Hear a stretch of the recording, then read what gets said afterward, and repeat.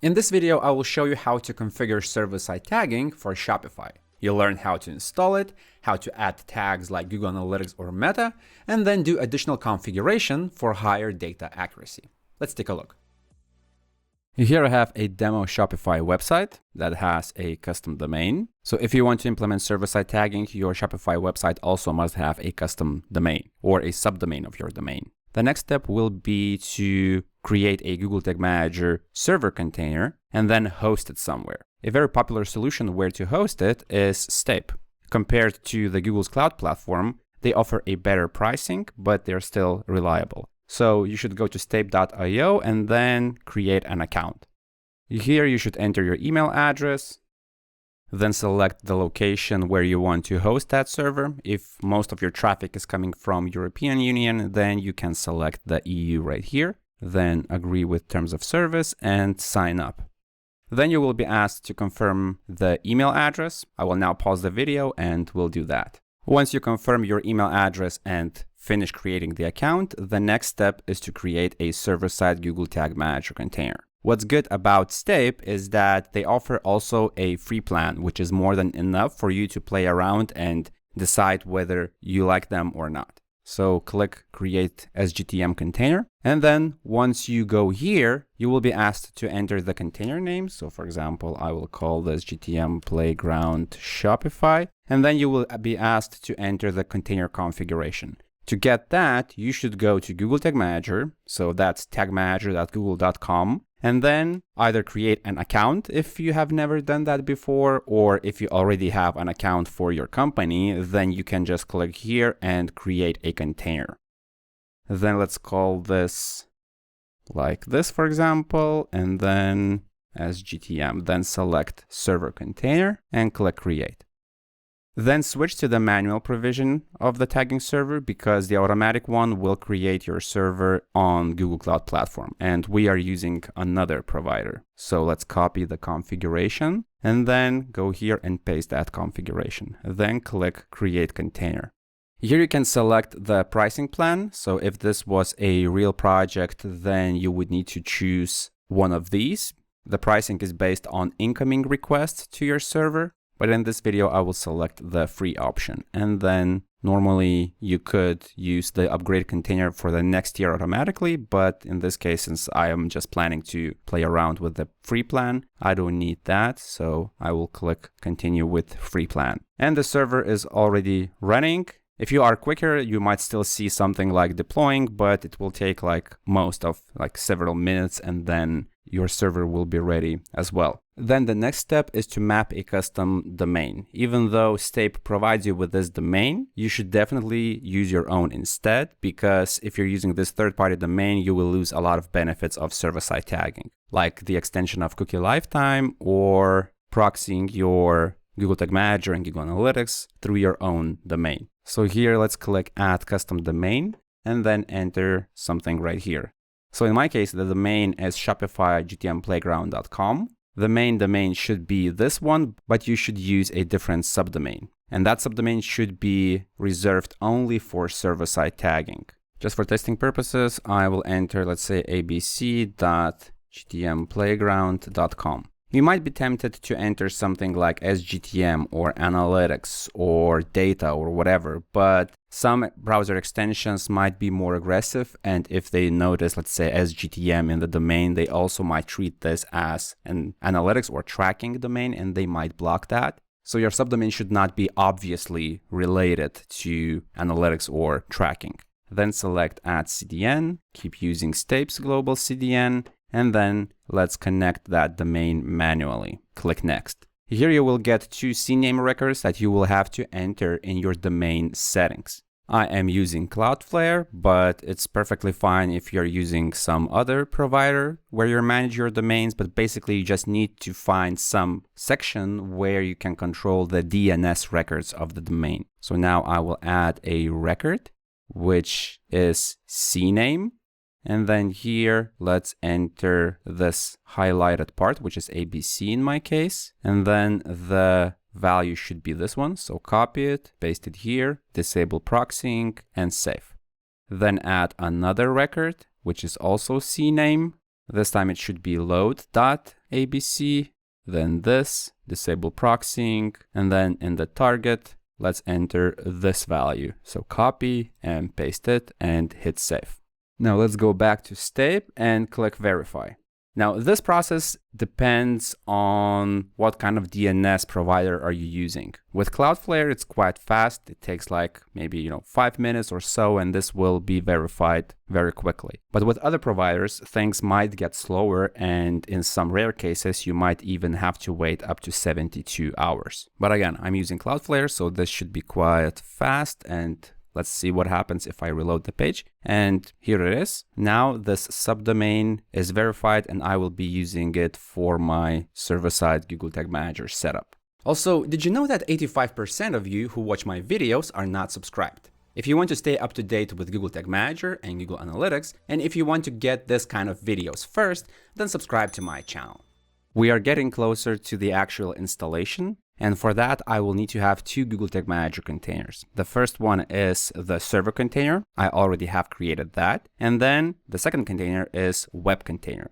You probably already have it, but for this video, I don't. So I will quickly create another container. I can either do that by going to admin, or I can go to the list of all containers and then click 3 dots here, create container, and then give it a name. Then select web and create. Let's close this window for now. You know what? Maybe I should duplicate this tab because I will need to have both containers open at the same time. So in this tab, I will have the web container, and in this container, I will select the SGTM. Let's dismiss this because we will handle the serving of Google scripts with Stape. And now let's actually install both of these containers to our Shopify website. For this purpose, we will be using Stape's Shopify plugin because it will inject our web container to the website and also implement some things necessary for effective use of server-side tagging. So you should go to apps.shopify.com and then in the search field, enter Stape, select Stape Server GTM, then install, then click install right here. And here we have it. Now we are asked to activate the widget. So click here and then switch this toggle right here. Then click save. Now let's go back and open the Stape Server GTM extension again. And here we have several things that we will need to do. The first one is to insert the Google Tag Manager script. If at this moment you already have Web Google Tag Manager installed in some other way, for example, with customer events, the custom pixel or some other way, then you should disable that method and instead click here. And then here you will have to enter the website Google Tag Manager containers ID, not server container, but web container. So you can find that by going to your web container, clicking on the ID, and then copying this part right here. Then go back to the plugin and enter it right here. Then click Add Custom Domain, and since we have already mapped, and enter the domain like that. The custom loader and cookie keeper parts will be explained a bit later in this video. Then if at some point you see that for some reason particular pages of the website are not tagged and they don't have the Google Tag Manager web container, then you can use this code and add it to those pages where it is missing. Or maybe you also have another subdomain or some landing pages where you're driving paid traffic. So on those pages, you can also add this code. Then let's click save if you haven't done that. Then let's go to the data layer tab. And this plugin can make some e-commerce events available in the data layer, which is needed for Google Tag Manager to send data further to, let's say, your server-side container and then to Google Analytics or Facebook Conversions API or something like that. So here you should enable this checkbox. And then you will also need to add this code right here. To install that code, follow these instructions right here. So let's click here. Then add custom pixel. Let's call this, let's say, Stape e-commerce pixel. Then click add pixel. And then in the permissions, select not required. And here, delete everything and copy this code from Stape and paste it right here. Then click save and connect this pixel. Now, if you go back to the customer events, here you should see that an e-commerce pixel is connected. So this pixel and the plugin itself will make the data available. However, it will not be sent anywhere yet because we have to configure Web Google Tag Manager container in order to pick that information. And you could either create all of that stuff manually, or if you care only about Google Analytics, Google Ads, Facebook Pixel and Conversions API, then Stape have some container templates that you can download, then easily import them to your container and save a lot of time. Below this video, you will find a link to their GitHub repository, which is called Shopify GTM Container Templates. And here you have several options. So these templates right here, they work in pair. If you decide to go with this template, it means that this should be imported in the server container and this in the web container. If you care, for example, only about Facebook ads, then implement these two templates. And if you care about Google Analytics 4 with Google Ads, then select these two templates. Let's click on the first one. Then you can click this button to download the file and then do the same thing with the web version. Click here and then download the file. Then let's go to the website Google Tag Manager container. In my case, it's empty. So I will go to admin, then import container, choose container file, select it and then open. Then select merge. And you will see what kind of things will be added or modified in your container. We have a lot of stuff here, and then scroll down to add to workspace. Even though a lot of things were created automatically in this container, some things still require manual configuration. So let's go to variables. Or maybe even better, let's go to folders, then settings. And here we have to configure these three variables right here. The first one is GA4 measurement ID. Click that variable. And here we have to replace this with your actual Google Analytics measurement ID. You can find that by going to your GA4 property, then admin, then data streams, and select your website data stream. Here you will see the measurement ID. So just copy it and paste it right here. Then click save. Then do a similar thing with the meta pixel ID. Go to business.facebook.com, keep looking for events manager somewhere, and then select the pixel where you want to send the data. Then you can go to settings and copy the dataset ID, which is Facebook Pixel ID. Now let's go back to Google Tag Manager, open that variable and paste it right here. Click save. Then the final thing is our server container URL. So click here and enter HTTPS, then your subdomain, and don't add a trailing slash at the end. So it should look like this. Then click save.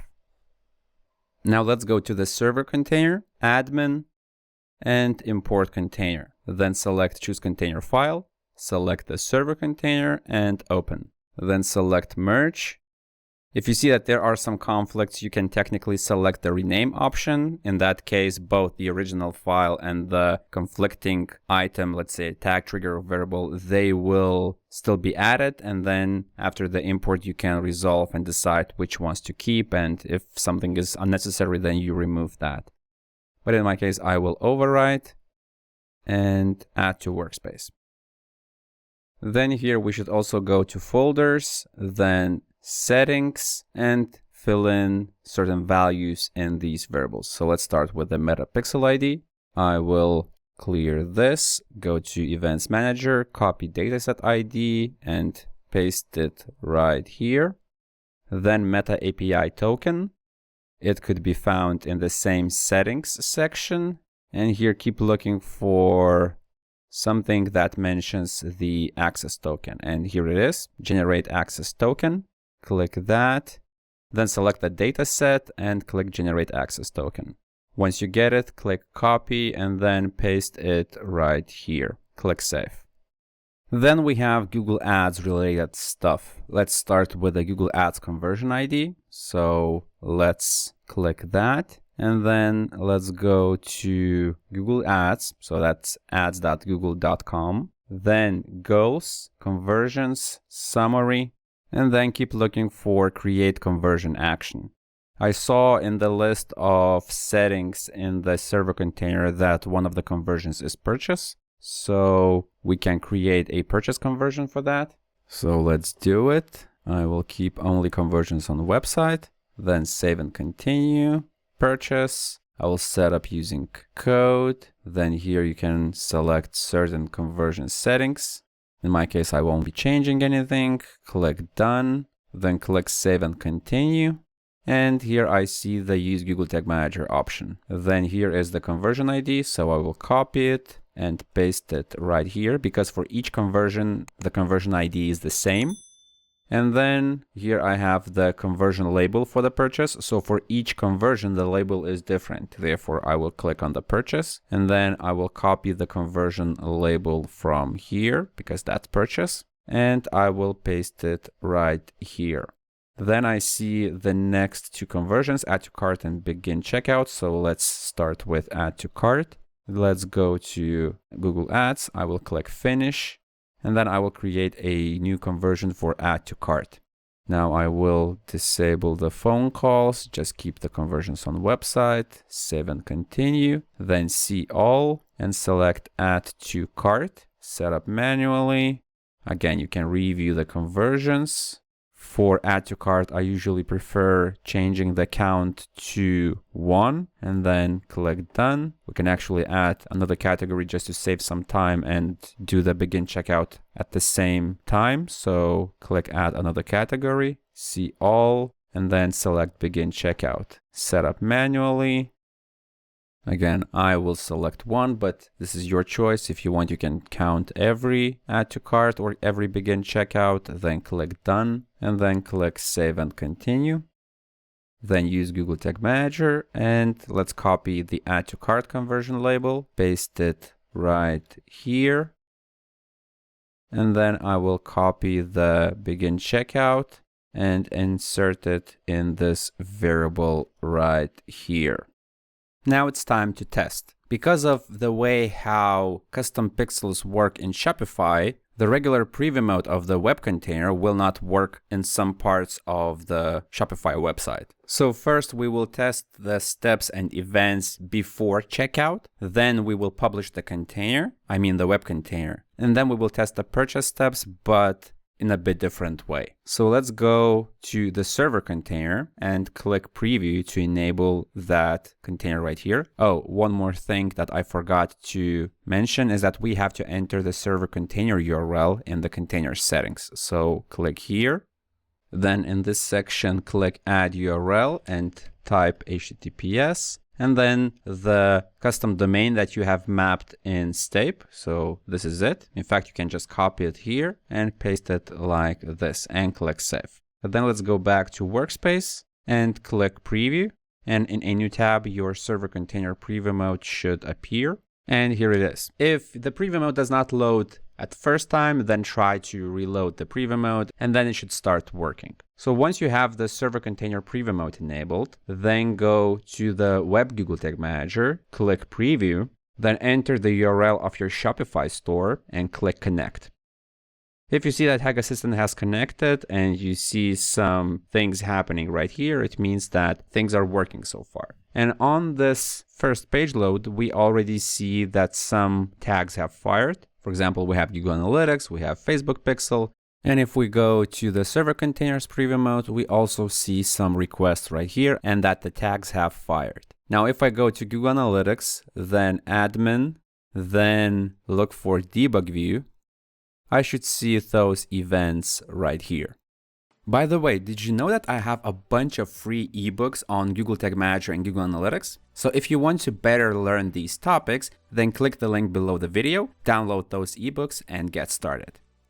Then before we go and test the e-commerce events, first make sure that you have saved the changes in the data layer tab of the plugin and you have this checkbox enabled. So let's click save and then we can go to the website.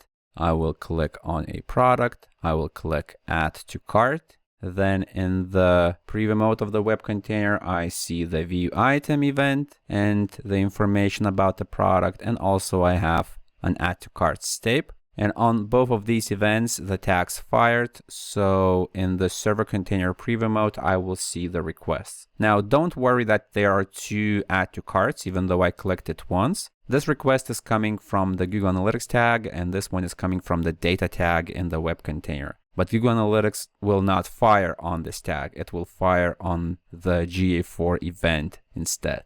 Now, if I go to the debug view, I should see those events right here. So we have view item and we see the product information and also the add to cart. So this part of the testing is fairly simple. We just use the website Google Tag Manager preview mode and it works. However, once I go to the checkout process, the Google Tag Manager preview mode will not work because Shopify has some limitations. That's why if you want to test the checkout steps, you will need to publish your Google Tag Manager changes, and I mean the web container, and then we will use the developer tools of the browser. So let's submit these changes and then click publish right here.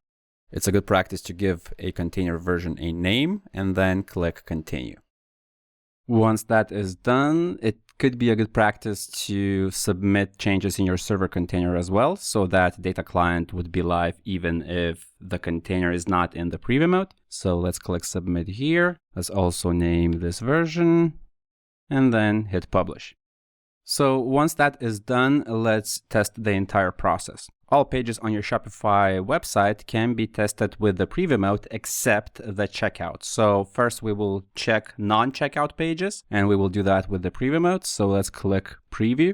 This will either refresh or start a preview mode, then enter the URL of your Shopify store and click connect.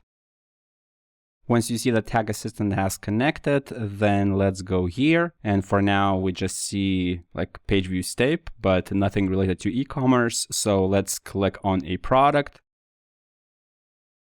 The page reloaded, and here I see view item. On this view item, the GA4 tag fired, even though in this setup I have GA4, Facebook, and Google Ads. In this video, I will be troubleshooting and testing only the GA4 setup because the video is already quite long. So we see that view item tag fired. Then if I go to the preview mode of Google Tag Manager, I will see the view item event right here. Then I see the outgoing request sent to Google Analytics. Now, if I go to the debug view of Google Analytics, so you can do that by going to admin, then debug view. Here you should see that event. For example, I click view items, I see the product that was viewed. Then I can go to the product page and click add to cart. So then I should see the add to cart event, the tag fired right here. Then in the debug view, I should expect to get that add to cart event as well. And here it is. I can click it, check the product, check also, let's say, the product location. So far, so good. Now let's go to the website, click checkout. And this place is where the preview mode no longer loads. As you can see in the preview mode, this is displayed like this. Also, there is no widget. So if you want to further test the requests sent to Google Analytics, for example, here's what you should do. Let's open developer tools. So click three dots, more tools, developer tools, then go to network and enter collect and then refresh the page. What I've noticed is sometimes when the preview mode is used and then the connection is stopped, I mean, it looks like this, then the network tab does not show things properly. So what I do then is I close the preview mode, I close the website, and then I just go to the website again, then go to cart, checkout, and then I open developer tools again, and I see the requests. So if I click them, then go to headers, I will see that they are sent to my own subdomain. And this is the information that is sent as well. So we have EN, which is page view, but if I click on this request, here I will see the begin checkout, I think, somewhere. And here it is, EN begin checkout.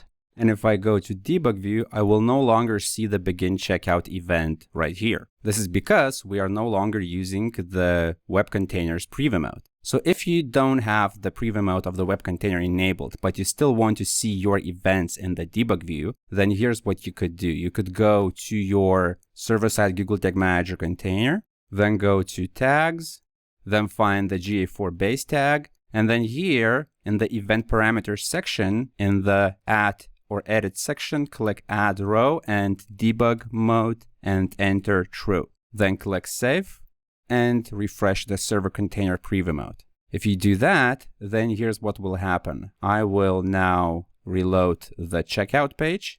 I will see the begin checkout event right here somewhere. Let me just quickly find it. Here it is, en begin checkout. And then here I will see the begin checkout event as well, the tag of GA4 fired. And in the debug view, I will start seeing the begin checkout event. So this is just a useful tip if you're working with Shopify. Then there is one more nuance that you need to be aware of. So various events that happen on non-checkout pages, they track page URLs properly. So if I click, let's say, on page view, and I know that this event is related to cart, so this is non-checkout page, here page location looks properly. We have a URL, our domain, and then some page. But if we look at the checkout pages, for example, begin checkout or add payment info or add shipping info, so if I click here and I go to page location, you will see this kind of URL. This is happening because of some limitations in Shopify. I mean, the limitations of how Shopify limits tracking codes and what can they track. So if you don't want this to happen, then you can tweak some things in the Web Google Tag Manager container. First, let me enable the preview mode of the web container, then connect. And here, if I go to the preview mode, I will see the Stape event for page view. And if I expand it, we have an actual URL. So on non-checkout pages, Google Tag Manager can access the proper URL easily even without this one. But at the checkout, it gets a modified URL, which looks weird, something about web pixels and all that stuff. So if you don't want to use the automatically detected URL, and instead you would like to use the actual URL, which always contains the correct value, then you will need to modify certain settings in particular tags. First of all, let's start with the page view tag. In your web container, you have a GA4 tag for the page view.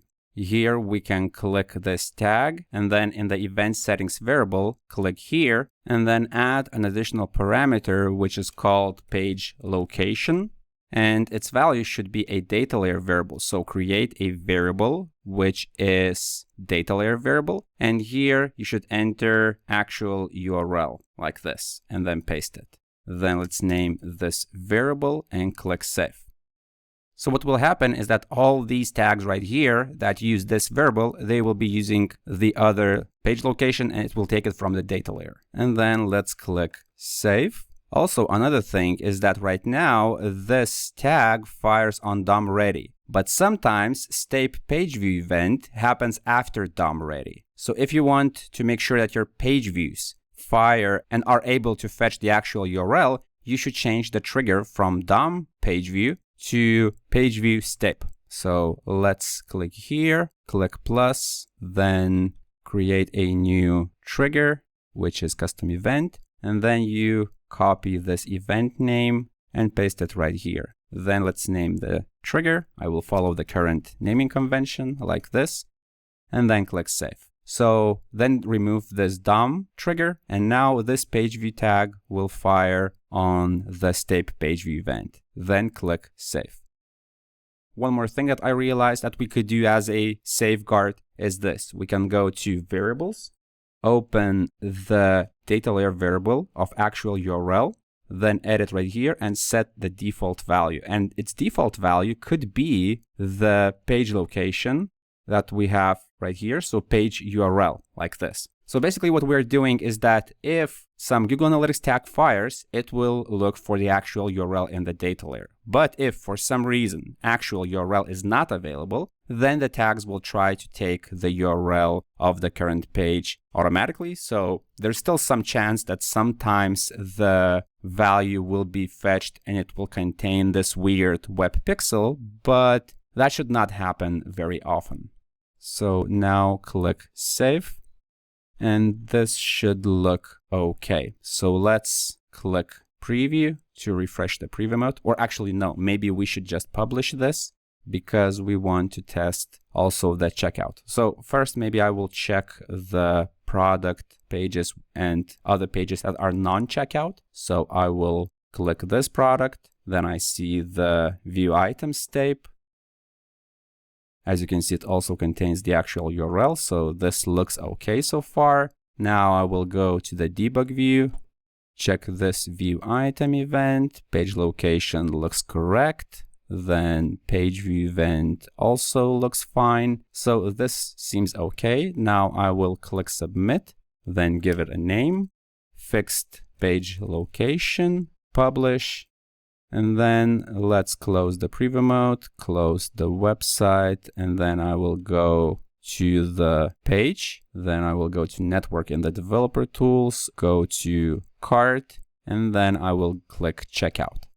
Let's see what we have here. So this event should be the begin checkout, and it is. So this is good. And now if I go to the debug view, here I will see the begin checkout, and page location is now also correct. It just shows the domain and then mentions checkout and other stuff. So this is fine right now. What you need to keep in mind is that I don't know whether this container template will be fixed or modified in the future. Maybe at some point, Stape's template will already handle this automatically. So you need to just be aware and keep an eye on the page location on the checkout pages. If the page location is already fixed, then you don't need to implement everything additional that I've shown in the last like 5 or 10 minutes. Now let's go back to the checkout, and I will make a purchase.